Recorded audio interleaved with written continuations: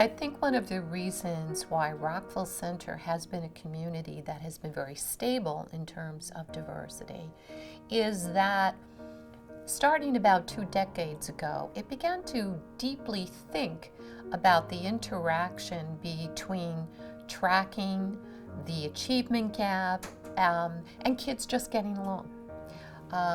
Interestingly enough, this high school in 1991 had to be shut down for 2 days because of racial fighting. And where it was occurring was in the low track class. And at that point, that became a real turnaround for the school. I think the real challenge is to embrace the diversity. What happens a lot in suburban communities is when the communities become more diverse, people start to become frightened. And they think that they have to, whatever group was there originally, they need to protect their own and not allow their kids in any way to really experience the richness of the diversity.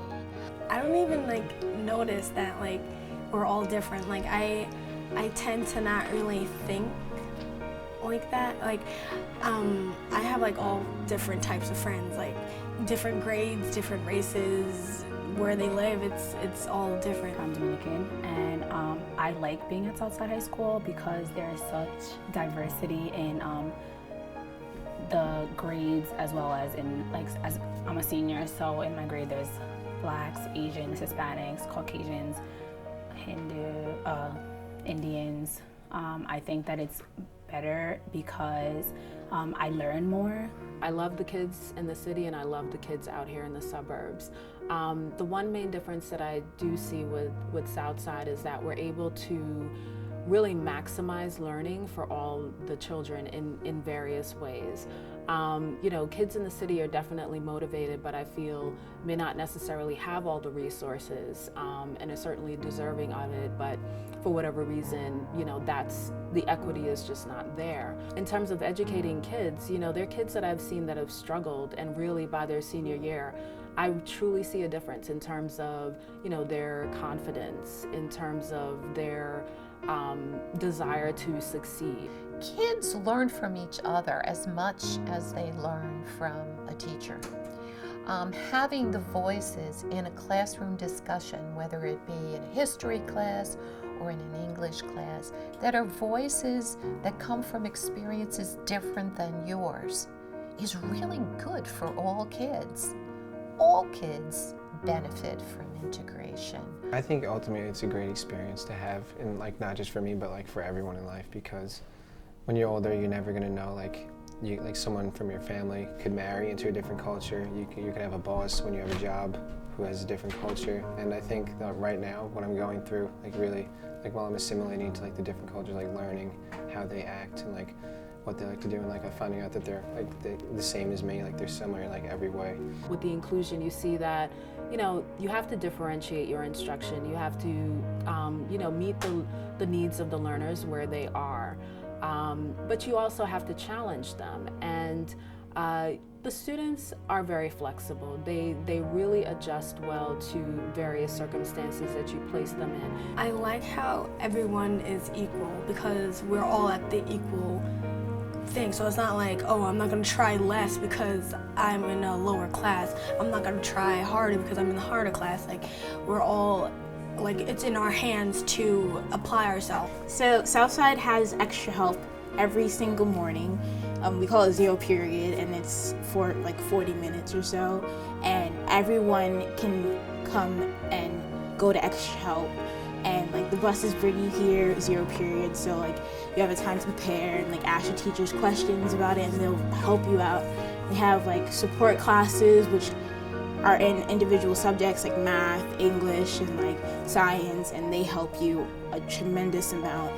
I believe integration benefits students who are white, students who are more affluent, as much as it does students that we typically think of as being disadvantaged. And the classroom is a very important space and place to integrate. There definitely are schools out there that are really cliquey and they just hang out with their own groups or their own race. Well, I don't really see that at Southside because we're all just, I see it in the halls, everyone just gives that handshakes or whatever to anyone. It doesn't matter what race or color you are. Like, it's actually pretty cool to see it. The kids at Southside are more prepared for a diverse world because they have learned to listen to the voices, and they have learned from the voices of those who have lives that are very different from their own.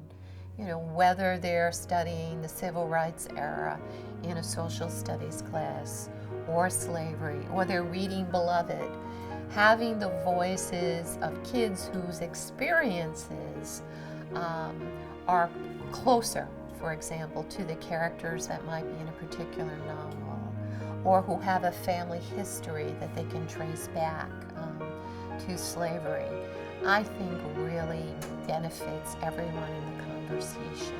I'm Latin American and I went to an all-girl Catholic school on Long Island. And I was going through school, it was an all-girl school, I felt somewhat different. So when I was in school, I always didn't feel like I fit nicely into a particular group. And being here, it's a world of difference. Well, I think it helps prepare you for real life, because in real life there is diversity, and it helps people to be comfortable with other people of different races. I feel like I'm more comfortable with different people because of the fact that I am in a school that's diverse. We've seen achievement rise, we have not seen it go down. We still see our high achieving kids get into great colleges. Our IB scores have stayed high. As we become more heterogeneous, we've become more ingenious. And all kids have really prospered from that experience.